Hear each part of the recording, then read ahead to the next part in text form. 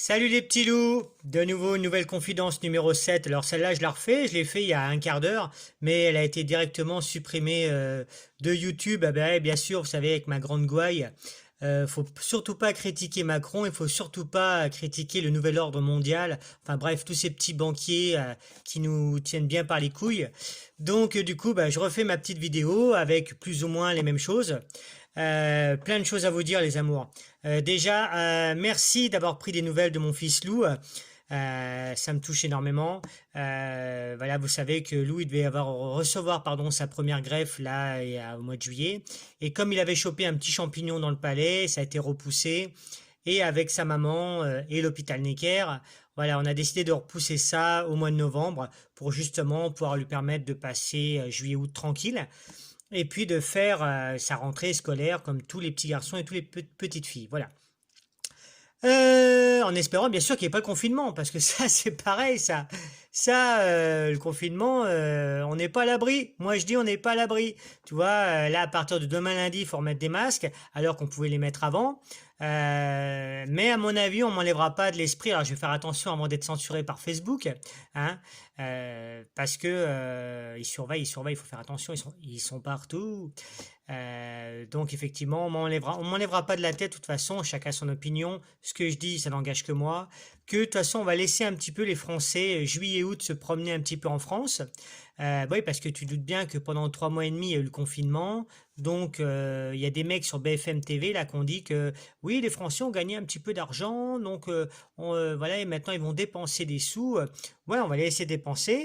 Et fin août, on referme les vannes et bien sûr, on remet le confinement en route.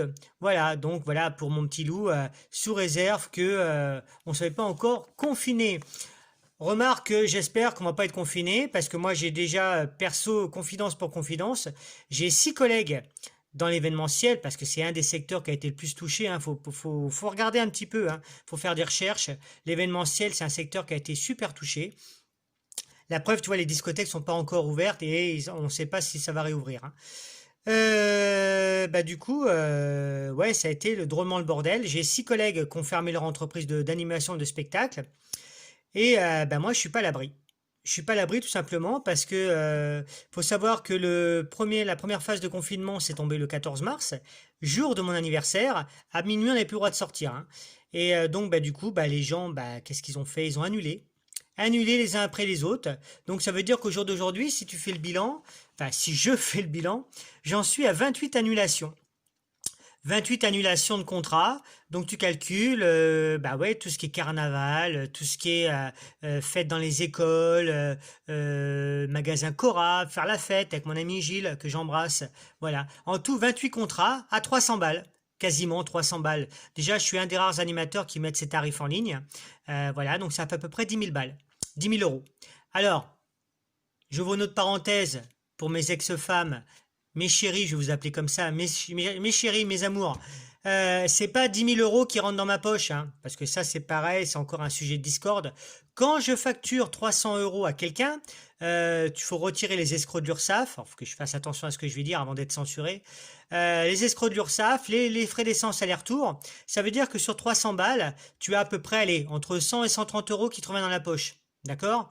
Donc, vu le temps passé, je vole pas les gens et je suis un des moins chers de la région. Donc voilà, donc j'ai envie de dire que si malheureusement on retourne dans le confinement, moi là j'ai réussi à survivre grâce à ma famille pendant 3 mois et demi, mais là je suis pas à l'abri de moi aussi de mettre la clé sous la porte. Hein. Donc je pense qu'à mon avis, si je mets la clé sous la porte, ouais, je pense que bah écoute, hein, je vais faire comme pas mal de personnes, je vais profiter un petit peu du système. Hein. Je pense que les pensions alimentaires, mes chéris, je pense que ça va être la CAF qui va vous les verser directement. Voilà, de toute façon, on peut pas tondre un œuf, hein. J'ai déjà pas de cheveux. Mais voilà, je pense que ça va se terminer comme ça parce que bah, quand tu peux pas payer, tu peux pas payer, tout simplement. Voilà. Et moi, quand j'ai mes enfants qui viennent à la maison, je préfère qu'ils aient à bouffer dans l'assiette que voilà, éventuellement payer des factures et puis bah, qu'ils crèvent la dalle, quoi. Hein. Donc là-dessus, j'essaye, c'est pas évident de faire mon rôle de papa. Bref, disait Pépin. Qu'est-ce que j'ai à vous dire? J'ai plein de choses à vous dire, donc je vais peut-être faire une confidence numéro 8 aussi. Je voulais souhaiter un bon anniversaire à Maude. Maude, voilà, bon anniversaire à toi.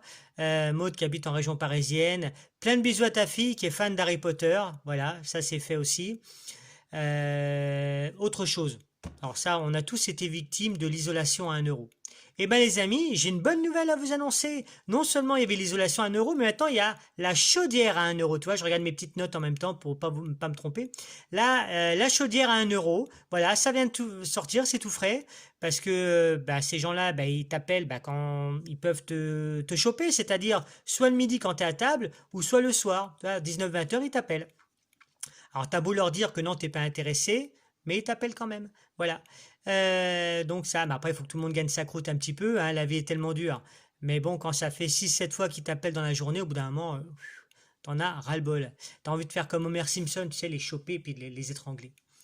Bah écoutez, ça c'est tout fait. Je regarde mes petites notes, je vous ai tout dit.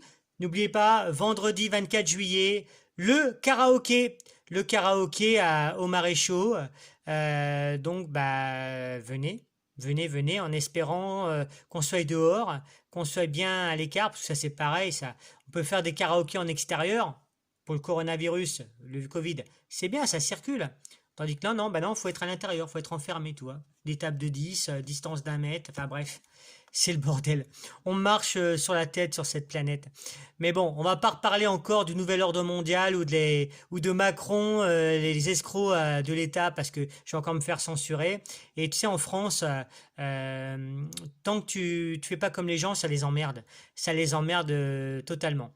Mais bon, comme j'ai dit, moi je suis un Gaulois. Je suis pas un mouton. Voilà, on fermera pas ma gueule. Donc le masque, c'est bien. Moi, je l'ai acheté le masque hein, pour l'hôpital Necker pour mon fils. Hein. Mais après, quand tu vois les gens qui bougent leur masque 30 fois dans la journée, normalement, tu mets un masque, tu touches pas. On est d'accord. Voilà, l'autre, il était au téléphone, hop, il baisse son masque et tout. Je m'entends pas quand je parle. Bah ouais. Mais bon, c'est comme ça. Il y aurait tellement de choses à dire sur la bêtise et la connerie humaine.